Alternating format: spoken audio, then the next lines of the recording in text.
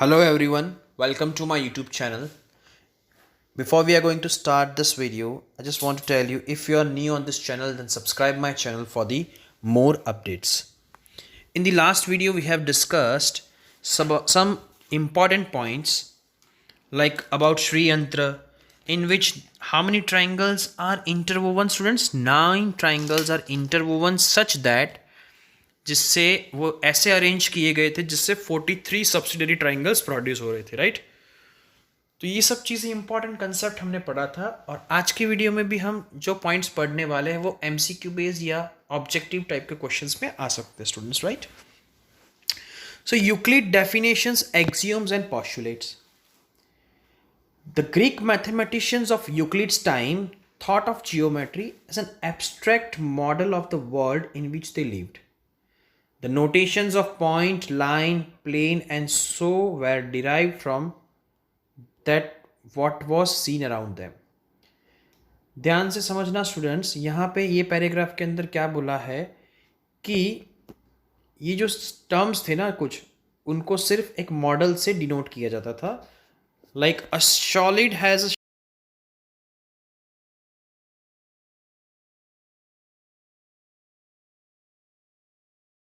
उसको क्या कहेंगे? सरफेस. अगर उसको भी सेपरेट करेंगे तो उसमें से क्या मिलेगा? उसको थिकनेस नहीं मिलेगी, मतलब वो लाइन मिलेगी, राइट. और ये लाइन किसकी बनी होती है? पॉइंट्स की. देखो समझ आता हूँ मैं आपको यहाँ पे कि ये मैंने क्या ड्रॉ किया है? Point. This is called point. दो पॉइंट को ज्वाइंट करेंगे तो क्या बनेगा? Line, right. ऐसी बहुत सारी लाइंस कंबाइन होके क्या बनाता है? एक सरफेस. और ऐसे बहुत सारे सरफेस कंबाइन होके क्या बनाते हैं? एक सॉलिड बनाते हैं स्टूडेंट्स. क्लियर? तो ये हो गया एक सरफेस. सरफेस की ये जो एज देख रहे हो आप, दैट इज कॉल्ड लाइंस. और लाइंस किसकी बनी है? दो पॉइंट्स की बनती है. क्लियर? तो सॉलिड जो है, सॉलिड, उसके पास टोटल कितने सरफेस होते हैं स्टूडेंट्स? टोटल कितने डायमेंशन है? 3 डायमेंशन. तो सॉलिड 3 डायमेंशन किसके पास होंगे? सॉलिड के पास. 2 डायमेंशन मतलब लेंथ एंड ब्रेथ सिर्फ किसके पास होगा? सरफेस के पास. Surface has 2 dimension. 1 dimension that is line. Line has 1 dimension, it means उसके पास सिर्फ और सिर्फ लेंथ होगी, ब्रेथ नहीं होगी, राइट. और 0 डायमेंशन किसके पास होगा? पॉइंट. क्लियर है स्टूडेंट्स? सो आई होप आपको ये समझ में आ गया होगा कि solid has 3 dimension, surface has 2 dimension, line has 1 dimension, only length होगी, और पॉइंट के पास कोई भी डायमेंशन नहीं होगा, right. So consider the 3 steps of solid to points. अगर हम सॉलिड से पॉइंट पे आएंगे, so in each step we lose one extension which is called dimension. So the solid has 3 dimensions figure, surface has 2 dimension, line has 1 dimension and point has none. Point के पास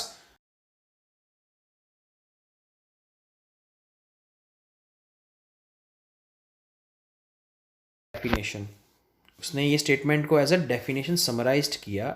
और he began his exposition by listing 23 definition in book 1 of elements.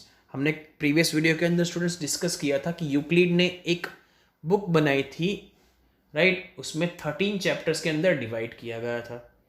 Element के अंदर 13 chapters थे और हर एक chapters को क्या बोला था? बुक. तो बुक 1 के अंदर उसने टोटल कितनी डेफिनेशन मेंशन की है? 23. और उसमें से कुछ डेफिनेशन यहाँ पे बताई है जो हमें पढ़नी है, दिस वन, राइट. बहुत ही ध्यान से पढ़ना. पहला अभी हमने ऑलरेडी पढ़ लिया कि a point which is that which has no part. Point के पास डायमेंशन क्या होते हैं? 0. मतलब उसके पास लेंथ भी नहीं होगा या ब्रेथ भी नहीं होगी, ठीक है. दूसरी डेफिनेशन है अ लाइन इज ब्रेथलेस लेंथ. ये ब्लैंक्स में आ सकता है कि अ लाइन इज ब्लैंक लेंथ. तो ब्रेथलेस लेंथ मतलब उसके पास ब्रेथ होगी नहीं. तो लाइन के पास सिर्फ एक डायमेंशन होता है, only length. The ends of line are points. अब देखो स्टूडेंट्स, ये लाइन है, इसके एंड्स हमेशा क्या होंगे? पॉइंट्स होंगे, ठीक है. ये सब हमें मालूम है. अ straight line is a line which lies evenly with the points on it self. आप स्टूडेंट समझो कि ये जो लाइन है उसके ऊपर जो बहुत सारे पॉइंट्स होते हैं, right? So a straight line is which lies evenly with the points on itself. Clear? Now a surface is that which has length and breadth only. ये जो surface है students,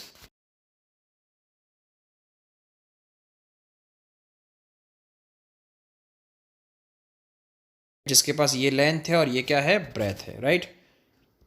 the edge of surface are lines. Surface किसका बना है, उसकी जो sides है वो क्या होती है, लाइन्स. देखो ये एक लाइन ड्रॉ की, ये दूसरी लाइन ड्रॉ, ये तीसरी, ये चौथी, तो ये सरफेस बन गया. अब ये सरफेस की जो एजेस है ना 10 वो क्या है, सभी लाइन्स है students, right?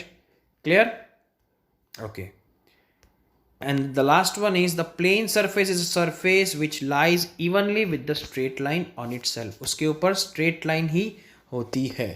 So these are the some definitions of Euclid's which is getting obtained from book 1. 23 definition उसने book 1 में mention की थी, उसमें से कुछ definition यहाँ पे हमें दी गई हुई है, right? The first definition क्या थी कि point को कोई part नहीं होता. दूसरी, a line is a breathless length, मतलब उसके पास ब्रेथ नहीं होती. Last, the end of lines are points. उसके बाद स्ट्रेट लाइन को उसके ऊपर बहुत सारे पॉइंट्स का कलेक्शन होता है. सरफेस जो होता है उसके पास 2 डायमेंशन होते हैं, length and breadth only, right? So ये सारी कुछ डेफिनेशंस यहाँ पे मेंशन की थी, right? So in geometry we take point, line, plane, these are the undefined terms. इसको डिफाइन नहीं किया है स्टूडेंट्स, इसको सिर्फ रिप्रेजेंट किया जाता है एक मॉडल से. Clear? So starting with his definitions Euclid assume certain properties which were not to be proved. तो यूक्लिड ने कुछ प्रॉपर्टीज को अजम्पशन किया था जिसको प्रूव करने की जरूरत नहीं है, right? This assumption are actually universal truth.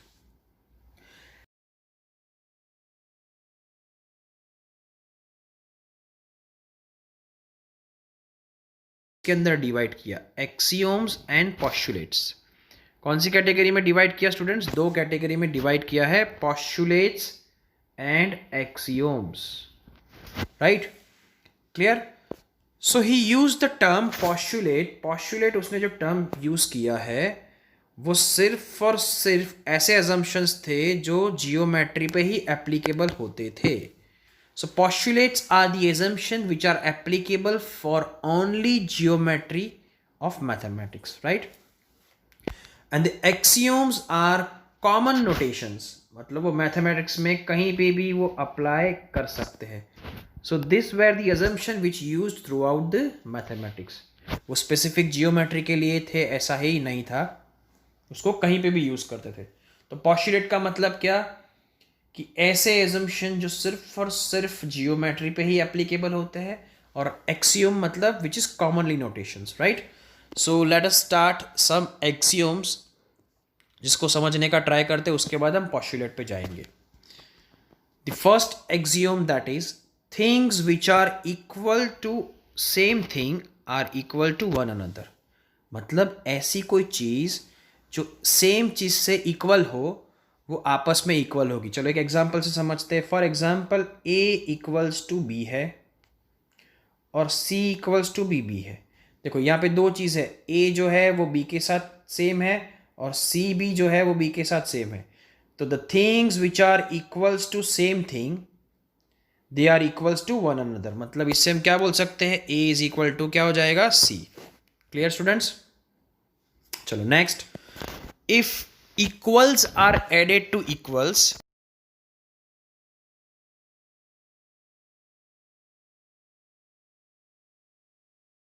result total that is also equal. For example 2 equals to 2 है, right? clear? 2 equals to 2 है.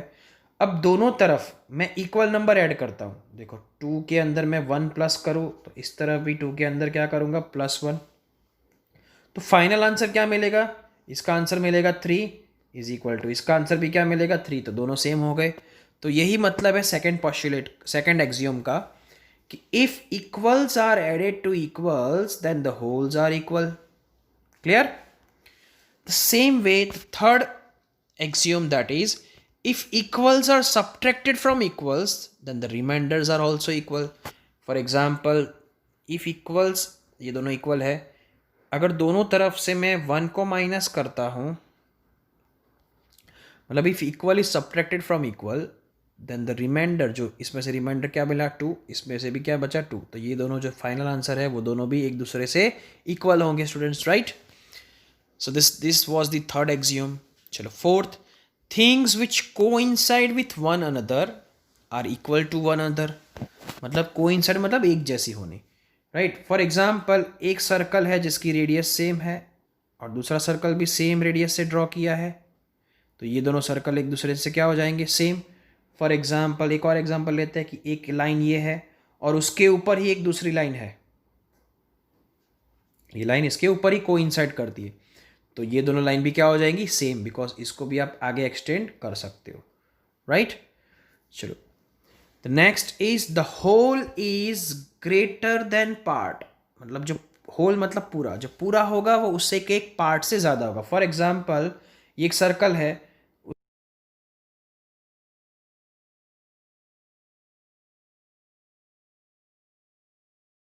मैंने कितने पार्ट्स कर दिए, 4 पार्ट. अब देखो यहाँ पे कि ये जो पोर्शन है, ये वाला, इतना पोर्शन मैं निकाल दूँ साइड में तो ऐसे हो जाएगा. अब ये जो पोर्शन है वो पूरे सर्कल से क्या होगा, हमेशा छोटा होगा. मतलब या तो दूसरे लैंग्वेज में क्या बोल सकते हैं, दूसरे वर्ड में, कि ये जो पूरा है सर्कल वो ये पार्ट से क्या होगा, बड़ा होगा, right. So this was the fifth axiom कि the whole is greater than the part. Okay, clear है. So next is things which are double of same things. ऐसी चीज़ जो किसी सेम चीज़ के डबल हो तो वो दोनों भी सेम हो जाएंगे. For example, x equals to y है, तो ये 2x, सपोज x का डबल वो y है, राइट, क्लियर. और 2x इक्वल्स टू z है, मतलब x का डबल वो z के भी बराबर है, x का डबल जो y के बराबर भी है और x का डबल जो z के बराबर है, तो ये दोनों भी क्या हो जाएंगे, सेम. तो इससे क्या लिख सकते हैं, y is equal to z. Clear. So क्या लिखेंगे, things which are double of same things are equals to one another. और उसके जैसा ही है नेक्स्ट एक्सियम जिसमें हाफ कर रहे हैं. सपोज x का आधा a के बराबर है और दूसरा x के आधा b के बराबर है, तो ये दोनों भी क्या हो जाएंगे, सेम. तो a equals to b. Clear है students. So this was the some of Euclid axioms जो आपको याद रखनी है, राइट.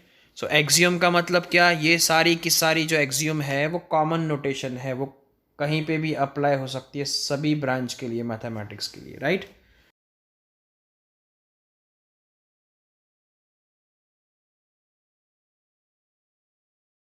5 postulate है, so let us discuss one by one. Postulate number 1, that is a straight line may be drawn from any point to the any other point. देखो students, ये 2 point है, तो इधर क्या बोला है postulate 1 कि स्ट्रेट लाइन, एक लाइन ड्रॉ कर सकते हैं एक पॉइंट में से दूसरे पॉइंट पर.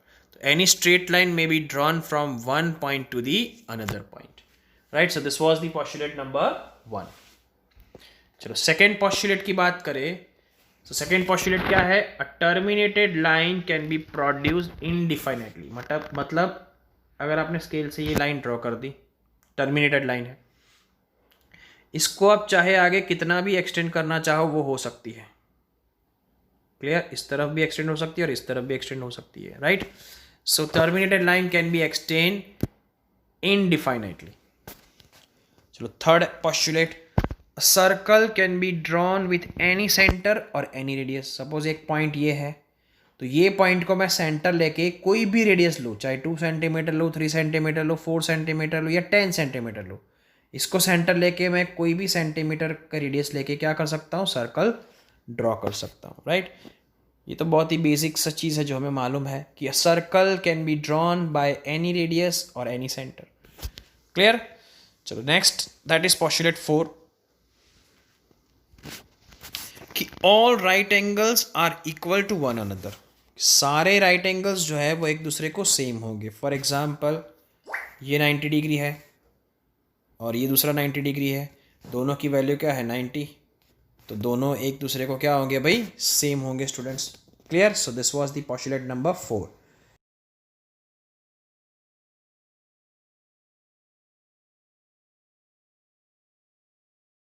लाइन पहले पूरा रीड कर लेते, फिर मैं फिगर से आपको समझा रहा हूँ। If a straight line falling on two straight lines, अगर कोई एक स्ट्रेट लाइन दो स्ट्रेट लाइन पे फॉल कर रही है और makes the interior angles on the same side of taken together which is less than two right angles, then the two straight line if produced indefinitely, अगर वो दो straight line को produce indefinitely extend करेंगे तो वो उसी side पे meet करेंगे जिस साइड पे एंगल का प्लस दो राइट एंगल से कम हो रहा हो। आपको नहीं समझ में आएगा स्टूडेंट्स, चलो फिगर से समझा रहा हूँ मैं आपको। सपोज यहाँ पे बोला है कि ये दो स्ट्रेट लाइन है, बराबर। If two straight line, if a line falling on two straight line, तो एक ये लाइन इसके ऊपर फॉल कर रही है, राइट। ये एक्चुअली ऐसे है, ये एक्चुअली ऐसे है, राइट। तो दो स्ट्रेट लाइन के ऊपर एक लाइन फॉल कर रही है। अब क्या बोला है, it makes the interior angle on the same side. चलो इंटीरियर एंगल की बात करें स्टूडेंट्स, तो ये इंटीरियर एंगल हो गया ये वाला और ये वाला, ये लाइन के एक तरफ, और दूसरी तरफ ये हो गया और ये वाला हो गया। क्लियर है? Okay. So interior angle on the same side taken together, मतलब दोनों का प्लस करेंगे। चलो इसको नाम दे देते हैं, मैं वापस ड्रॉ कर रहा हूँ फिगर।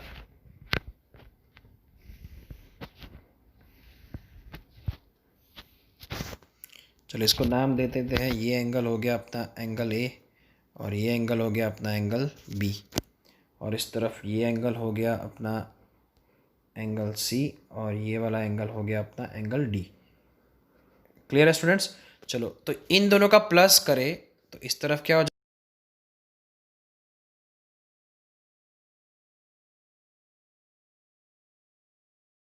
सकते हो, दोनों में एंगल का जो प्लस है वो 90 डिग्री से क्या होगा, कम, सॉरी 180 से क्या होगा, कम। Less than two right angles, दोनों का प्लस करेंगे तो वो लेस देन क्या मिलेगा, टू राइट एंगल्स। तो इस तरफ दोनों का प्लस 180 से कम मिल रहा है। तो अगर मैं ये दो लाइन को आगे एक्सटेंड करूँ ना, तो ये दोनों लाइन आगे जाके क्या करेगी, टच करेगी, इंटरसेक्ट करेगी। ये है आपकी पोस्टुलेट नंबर 5। क्लियर है स्टूडेंट्स? सो आई होप आपको ये वीडियो समझ में आ गया होगा। Just like this video, share it with your friends and subscribe my channel if you are new on this channel. Thank you.